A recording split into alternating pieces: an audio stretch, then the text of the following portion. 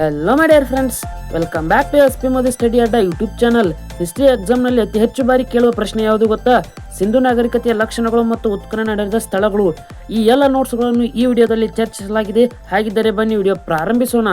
ಅದಕ್ಕಿಂತ ಮುಂಚೆ ನೀವು ನಮ್ಮ ಚಾನಲ್ಗೆ ಇನ್ನೂ ಸಬ್ಸ್ಕ್ರೈಬ್ ಆಗಿಲ್ಲ ಅಂದರೆ ಸಬ್ಸ್ಕ್ರೈಬ್ ಮಾಡಿಕೊಳ್ಳಿ ಮತ್ತು ವಿಡಿಯೋ ಇಷ್ಟವಾದರೆ ಒಂದು ಲೈಕ್ ಮಾಡಿ. ಬನ್ನಿ ವಿಡಿಯೋ ಪ್ರಾರಂಭಿಸೋಣ. ಸ್ನೇಹಿತರೆ, ಈ PDF-ನಲ್ಲಿ ಸಿಂಧು ಬಯಲಿನ ನಾಗರಿಕತೆಯ ಸಂಪೂರ್ಣ ನೋಟ್ಸ್ ಇದೆ. ಅದರ ಲಕ್ಷಣಗಳಾಗಿರಬಹುದು, ಉತ್ಖನನ ಸ್ಥಳಗಳಾಗಿರಬಹುದು, ಯಾರು ಉತ್ಖನನ ಮಾಡಿದರು ಮತ್ತು ಎಷ್ಟರಲ್ಲಿ ಉತ್ಖನನ ಮಾಡಿದರು, ಎಲ್ಲ ನೋಟ್ಸ್ ಇದೆ. ಅದನ್ನು ನೋಡ್ತಾ ಹೋಗೋಣ ಬನ್ನಿ. ಪೀಠಿಕೆ: ಸಿಂಧು ನಾಗರಿಕತೆ ಪ್ರಪಂಚದ ಪ್ರಾಚೀನ ನಾಗರಿಕತೆಗಳಲ್ಲಿ ಒಂದಾಗಿದೆ. ಇದು ಈಜಿಪ್ಟ್, ಮೆಸೊಪೊಟೇಮಿಯಾ ಮತ್ತು ಚೀನಾ ನಾಗರಿಕತೆಯ ಸಮಕಾಲೀನ ನಾಗರಿಕತೆಯಾಗಿದೆ.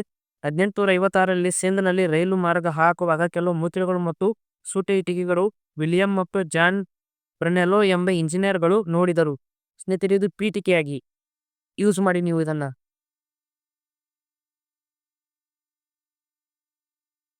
ಇನ್ನು 1862ರಲ್ಲಿ ಜನರಲ್ ಕನ್ನಿಂಗ್ಹ್ಯಾಮ್ ಮತ್ತೆ ಕೆಲವು ಮುದ್ರೆಗಳನ್ನು ಕಂಡುಹಿಡಿದರು. 1904ರಲ್ಲಿ ಲಾರ್ಡ್ ಕರ್ಜನ್ ಭಾರತೀಯ ಪುರಾತತ್ವ ಇಲಾಖೆಯನ್ನು ಸ್ಥಾಪಿಸಿದರು. ಪುರಾತತ್ವ ಇಲಾಖೆ ಎಂಬ ಭಾರತೀಯ ಪುರಾತತ್ವ ಇಲಾಖೆಯನ್ನು ಸ್ಥಾಪಿಸಿದವರು ಯಾರು ಎಂದು 1 ಮಾರ್ಕ್ಸ್ನಲ್ಲಿ ನಿಮಗೆ ಕೇಳಬಹುದು ಮತ್ತು ಎಷ್ಟರಲ್ಲಿ ಅಂತ ಸರ್ ಕೇಳಬಹುದು. ನೆನಪಿಟ್ಟುಕೊಳ್ಳಿ, ಲಾರ್ಡ್ ಕರ್ಜನ್ ಎಂದು. 1920ರ ದಶಕದಲ್ಲಿ ಪುರಾತತ್ವ ಇಲಾಖೆಯ ಆಗಿನ ಮಹಾನ್ ನಿರ್ದೇಶಕರಾದ ಸರ್ ಜಾನ್ ಮಾರ್ಷಲ್ ಮತ್ತು ಅವರ ಸಹೋದ್ಯೋಗಿಗಳು ಹೊಸ ನಾಗರಿಕತೆಯನ್ನು ಕಂಡಿದ್ದರು. ಇದೇ ಸಿಂಧು ಬಯಲಿನ ನಾಗರಿಕತೆ. ಇವೆಲ್ಲ ಇಂಪಾರ್ಟೆಂಟ್ ಸ್ನೇಹಿತರೆ, ಸ್ಟಾರ್ ಮಾಡಿದಾರಲ್ಲ ಇವು ಇಂಪಾರ್ಟೆಂಟ್. ಸರ್ ಜಾನ್ ಮಾರ್ಷಲ್ ಅವರ ಬಗ್ಗೆ ನೋಡಿ ಈಗ ಮಾಹಿತಿ.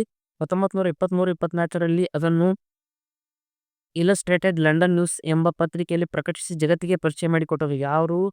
ಸರ್ ಜಾನ್ ಮಾರ್ಷಲ್ ಅವರು ಸಿಂಧು ನಾಗರಿಕತೆಯ ಬಗ್ಗೆ ಸಂಪೂರ್ಣ ಮಾಹಿತಿಯನ್ನು ಇಂಗ್ಲೆಂಡಿನ ಇಲಸ್ಟ್ರೇಟೆಡ್ ಎಂಬ ಪತ್ರಿಕೆಯಲ್ಲಿ ಪ್ರಕಟಿಸಿ ಜಗತ್ತಿಗೆ ಪರಿಚಯ ಮಾಡಿ ಕೊಟ್ಟರು ಸ್ನೇಹಿತರೆ. ಸರ್ ಜಾನ್ ಮಾರ್ಷಲ್ ಅವರು ಹರಪ್ಪ ಸಂಸ್ಕೃತಿಯನ್ನು ಸಿಂಧು ಬಯಲಿನ ನಾಗರಿಕತೆ ಎಂದು ಕರೆದರು. ತಿಳ್ಕೊಳ್ಳಿ, ಎಲ್ಲವನ್ನು ಓದಿಕೊಳ್ಳಿ.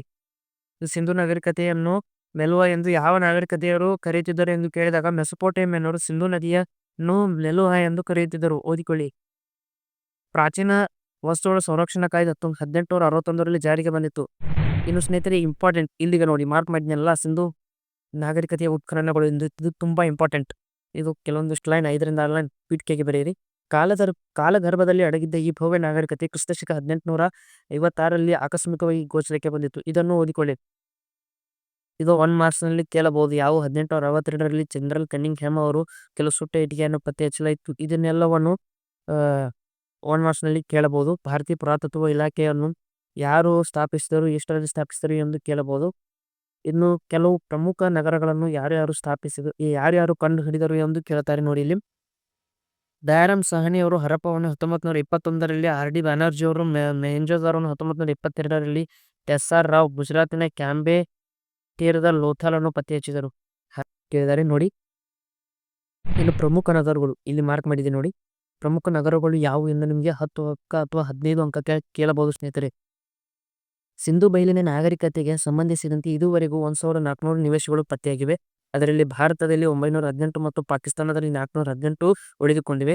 ಸಿಂಧು ಬಯಲಿನ ನಾಗರಿಕತೆ ಅಸ್ತಿತ್ವದಲ್ಲಿದ್ದ ಪ್ರಮುಖ ನಗರಗಳ ಪರಿಚಯ ಇಲ್ಲಿದೆ. ಹರಪ್ಪ. ಸಂಶೋಧಕರು ಯಾರು? ದಯಾರಾಮ್ ಸಾಹನಿ. ವರ್ಷ 1921.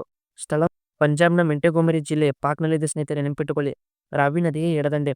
ಈ ರೀತಿಯಾಗಿ ಇನ್ನು ನಾನು ಪ್ಯಾರಾಗ್ರಾಫ್ನಲ್ಲಿ ನಿಮಗೆ ನೀಡಿಲ್ಲ, ಯಾಕಂದರೆ ಪ್ಯಾರಾಗ್ರಾಫ್ನಲ್ಲಿ ನೀಡಿದರೆ ನಿಮಗೆ ನೆನಪಿಟ್ಟುಕೊಳ್ಳಲು ಸ್ವಲ್ಪ ಕಷ್ಟ ಆಗುತ್ತದೆ ಎಂದು ಈ ರೀತಿ ಪಾಯಿಂಟ್ ವೈಸ್ನಲ್ಲಿ ನೀಡಿದ್ದೇನೆ. ಮೊದಲು ಉತ್ಖನನವಾದ ನಗರ.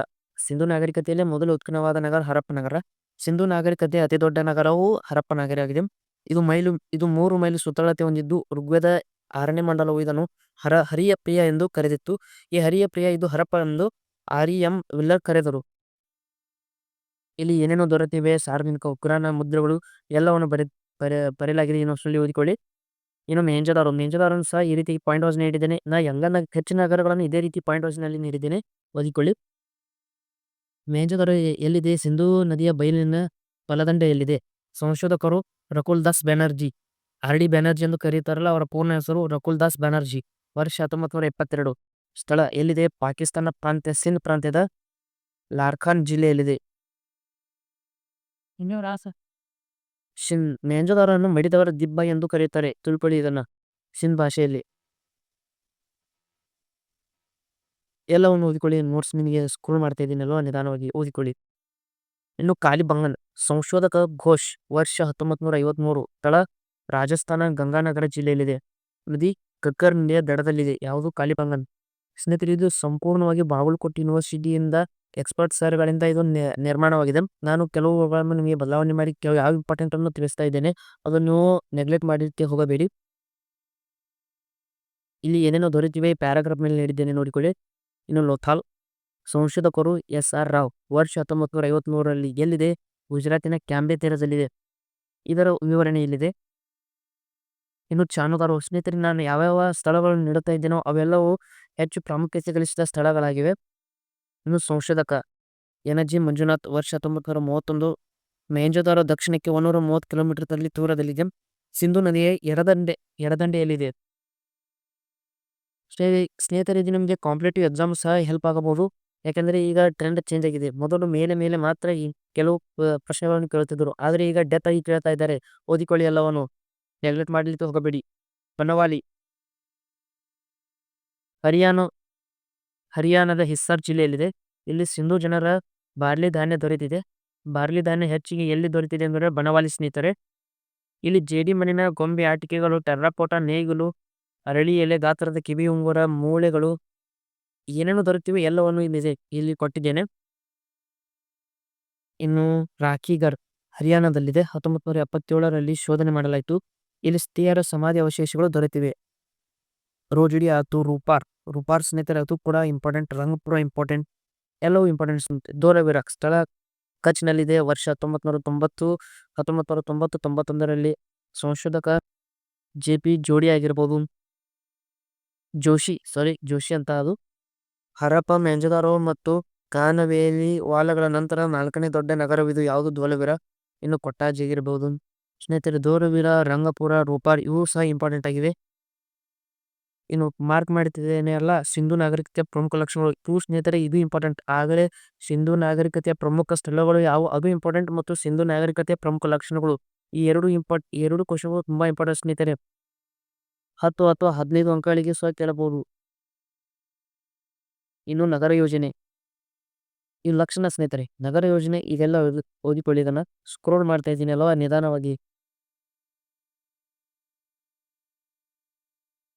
ಇನ್ನು ಬೀದಿಗಳು, ಈ ರೀತಿಯಾಗಿ ನಾನು ನೀಡಿರುತ್ತೇನೆ ಸ್ಕ್ರೀನಲ್ಲಿ, ನೀವು ಸ್ಕ್ರೀನ್ಶಾಟ್ ಹೊಡೆದುಕೊಳ್ಳಬಹುದು. ಬೀದಿಗಳು ನೇರವಾಗಿದ್ದು ಒಂದನ್ನೊಂದು ಲಂಬವಾಗಿ ವಿಭಜಿಸಿವೆ. ಇದೇ ನಿಮಗೆ ಸೆಕೆಂಡ್ PUC ಇದೇ ರೀತಿಯಾಗಿ ವಿವರಣೆ ನೀಡಿದಾರಲ್ವಾ, ಅದನ್ನು ಸಹ ನೀವು ಬರೆಯಬಹುದು ಎಕ್ಸಾಮ್ನಲ್ಲಿ. ಇನ್ನು ಒಳಚರಂಡಿ ವ್ಯವಸ್ಥೆ, ವೇಟ್ ಮಾಡಿ. ನಗರಗಳಿಗೆ ಒದಗಿಸಲ್ಪಟ್ಟ ಅತ್ಯುತ್ತಮ ಮುಚ್ಚಿದ ಒಳಚರಂಡಿ ವ್ಯವಸ್ಥೆಯು ಈ ನಾಗರಿಕತೆ ಅಸಾಧಾರಣ ಲಕ್ಷಣಗಳಲ್ಲಿ ಒಂದಾಗಿದೆ. ಸ್ಕ್ರೋಲ್ ಮಾಡ್ತಾ ಇದ್ದೀನಿ ನೋಡಿಕೊಳ್ಳಿ. ಸ್ಥಾನದ ಕೊಳ ಎಲ್ಲಿ? ಮೇಜದಾರದಲ್ಲಿ ಲಭ್ಯವಾಗಿತ್ತಲ್ಲ, ದ್ವಿತೀಯ PUC ನೀವು ಕಲ್ತಿದ್ದೀರಿ ಅಲ್ವಾ ಇದನ್ನ.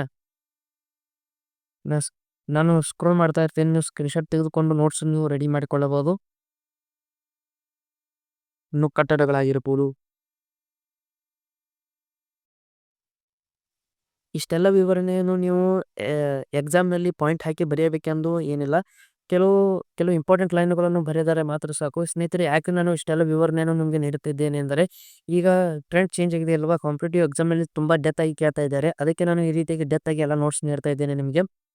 ಇನ್ನು ಉಪಸಂಹಾರ, ನಾನು ಯಾವುದನ್ನು PDK ಆಗಿ ಲಕ್ಷಣಗಳು ಪಾಯಿಂಟ್ ವೈಸ್ ಮತ್ತು ಎಕ್ಸ್ಪ್ಲೇಷನ್ ಈಗ ಉಪಸಂಹಾರ ನೀಡಿದ್ದೇನೋ ಅವು ನಿಮಗೆ ಎಕ್ಸಾಮ್ನಲ್ಲಿ ಇಂಪಾರ್ಟೆಂಟ್ ಅನ್ನು ನೀವು ತಿಳ್ಕೊಳ್ಬೇಕು ಸ್ನೇಹಿತರೆ.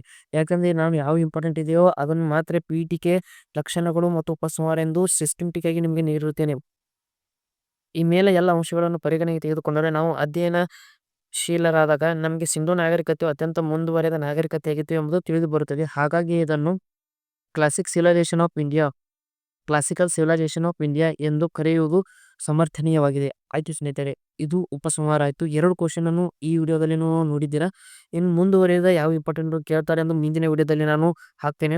ನಿಮಗೆ ಪಾರ್ಟ್ 2 ಬೇಕಾದರೆ ಕಮೆಂಟಲ್ಲಿ ಪಾರ್ಟ್ 2 ಅಂತ ಹಾಕಿ. ನಿಮಗೆ ಈ ವಿಡಿಯೋ ಇಷ್ಟವಾದರೆ ಒಂದು ಲೈಕ್ ಮಾಡಿ, ಮತ್ತು ಹೆಲ್ಪ್ಫುಲ್ ಆದರೆ ಒಂದು ಸಬ್ಸ್ಕ್ರೈಬ್ ಮಾಡಿಕೊಳ್ಳಿ, ಮತ್ತು ಕಮೆಂಟ್ನಲ್ಲಿ ಹೆಲ್ಪ್ಫುಲ್ ವಿಡಿಯೋ ಅಂತಲೂ ಸಹ ಹಾಕಿ.